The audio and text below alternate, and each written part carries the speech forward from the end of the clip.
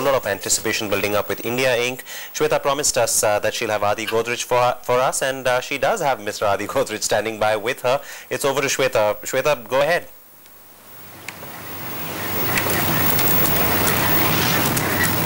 Thanks very much, Siddharth. Yes, Mr. Adi Godrej, Chairman of Godrej Group, with us, and let's talk to him more about what he is expecting from this mega visit. Mr. Godrej, your expectations? Well, I think the visit will certainly accelerate the growth in Indo-American trade. I think there's a lot of scope for increase, and there are very many areas of cooperation where we can accelerate the pace. For example, we still don't have access to high technology in certain fields. I hope that access is fully opened up now. We should open up the Indian markets in retail, insurance, make them more open. I think there's tremendous scope for cooperation in education. I'm working in a couple of the places I'm involved in getting American universities to cooperate with Indian schools and universities, and I think there's tremendous scope for that cooperation to be accelerated. And of course, I think there will be some issues on security which will have to be taken up. All right, let me actually discuss each of these points that you've raised, but first starting from the overall picture of the trade between the two nations that's likely to touch $50 billion this fiscal. So in that sense, trade that is increasing by the year, and it is a very balanced trade if we look at it. But when we talk about the trade between US and China, that's 10 times more than the US-India trade. What are the real barriers that are really stopping us from achieving those kind of levels? $50 billion is a small number.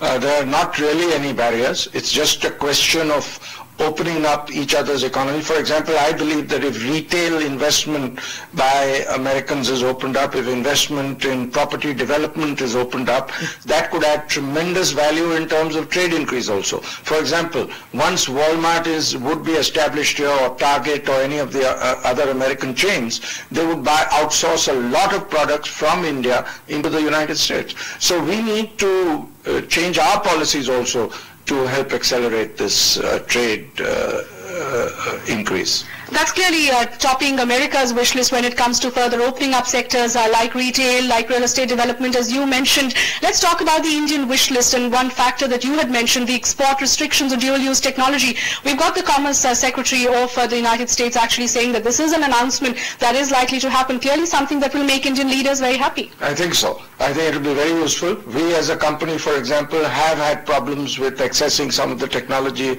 in the US, and we've had to go to other countries. So we are hoping that it will be announced. It's about time, and I think that will definitely help increase Indo-American trade. When we talk about deals in terms of the size of deals that we are expecting, the number, some are even pegging it at about $10 to $15 billion, and each $1 billion is going to translate into about 10,000 jobs for the people of America. Are you also hopeful that we're talking about such numbers to take place during this visit? Oh yes, I think that's about the minimum. I think over the next couple of years, Indian investment into the US could magnify very considerably, and it should. And I think even our IT businesses are now creating a lot of jobs in the United States. So I think that's a very positive development. I've been asking just about everyone since morning on the whole outsourcing issue, and I can't let you go without getting your views on outsourcing. There are really two schools of thought here. One saying that this is all political rhetoric and we should just understand it and ignore the outsourcing issues. But the other lobby clearly believing that the protectionist noises, those concerns need to be addressed, especially during this visit. Your thoughts? I think we should address them. We should clearly suggest to the Americans that this is not the right way to go about. American companies have increased their competitiveness by outsourcing. I think generally it is electoral rhetoric. It happened during the presidential election also. It died down afterward. But we should remember one thing.